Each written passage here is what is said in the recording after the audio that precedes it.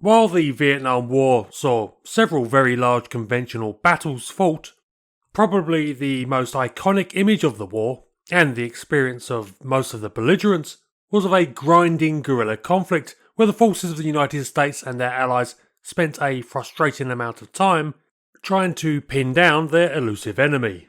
Patrols of the jungles and hinterland were the norm in an attempt to assert control and demonstrate to the local populace that the South Vietnamese government were indeed in control, not the communist Viet Cong guerrillas, nicknamed Charlie by their American opponents.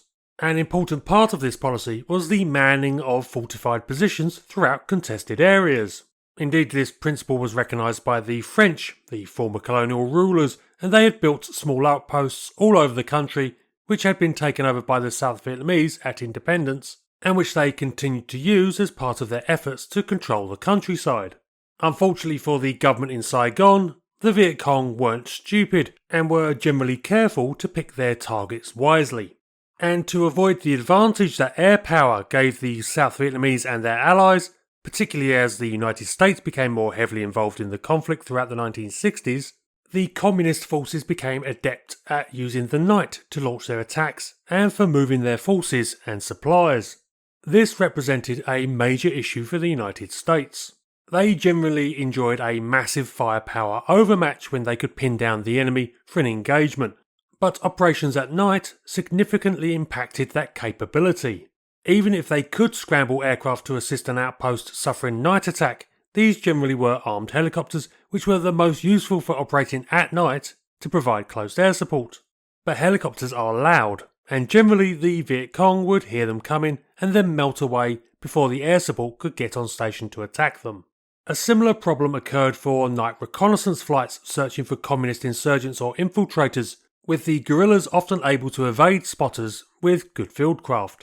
All of this meant that in the first half of the 1960s, the night, as the Americans acknowledged, belonged to Charlie. And this, as can be imagined, was an unacceptable situation for the US military, whose commitment to the conflict was rapidly ramping up. The issue got to be such a concern that in 1966, the US Department of Defense tasked Lockheed to come up with a solution. They determined that the best remedy to the problem was to build an aircraft that was essentially silent to people on the ground, whilst flying low enough to observe them. Their first experiments took an existing sailplane glider, the Schweitzer SGS-2-32, and fitted it with a small Continental air-cooled engine that produced 57 horsepower to provide it with a loitering capability. This, the QT-2, laid the way for further development of the idea into a two-seat aircraft with additional sensors and communications gear, the QT-2 Prize Crew. This was fitted with a heavily muffled 4-cylinder Continental engine that produced 100 horsepower.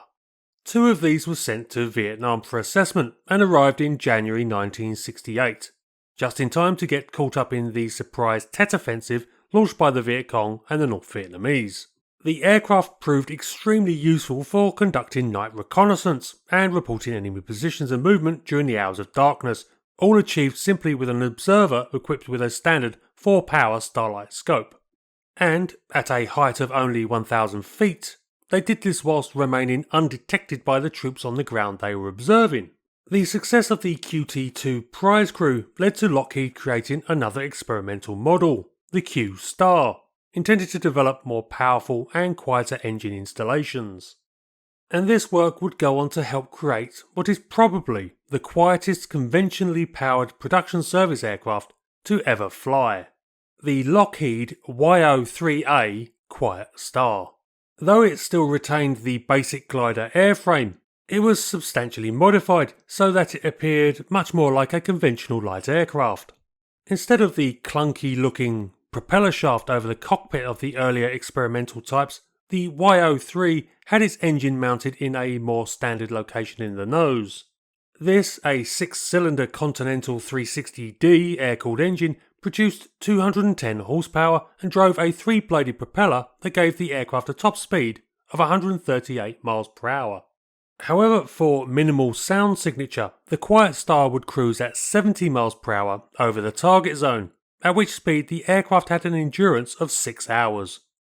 To further cut noise, the engine compartment was surrounded with a fiberglass liner to absorb sound, and the propeller itself turned at a very slow rate of just 800 RPM, with drive via a belt pulley rather than a mechanical geared system. Further, the exhaust was heavily muffled to both cut noise and flame signature. The two-man crew sat in tandem, with the observer forward and the pilot rear, and they enjoyed excellent visibility through the huge canopy. However, the primary eyes of the aircraft were actually positioned underneath the cockpit, with the YO-3 having a custom-made night vision scope in a movable turret. This was supplemented with an active infrared illuminator that could be used to both improve night vision or act as a spotlight for friendly forces equipped with passive infrared equipment to highlight a target. Consideration was given to equipping the aircraft with some armament, mainly airdroppable flechettes, but in the end it was acknowledged that the YO-3's job was observation and communication, not attack, and so it always operated unarmed. The YO-3As completed their acceptance trials with the US Army in 1969, and in early 1970, 9 were shipped to Vietnam for operational use. Here, they proved to be even better than expected. Mission profile was the same as the earlier aircraft, with the YO-3A to operate from 1,000 feet, from where its sophisticated night sights had little trouble spotting enemy troops. At that height at night, the aircraft was essentially invisible and silent, especially amongst the background noise from the jungles over which the Quiet Star operated. But in fact, pilots of the YO-3A reported that they could generally operate as low as 200 feet and normally remain undetected, so quiet was the aircraft. Although only a tiny number were operational, the YO-3s provided sterling service directing friendly aircraft, artillery, and ground forces onto enemy locations that they spotted. More to the point, though they were operating extremely close and right over the heads of the Viet Cong guerrillas, not a single aircraft was ever even hit by enemy fire, though 3 were lost in landing accidents. All said, a pretty impressive achievement.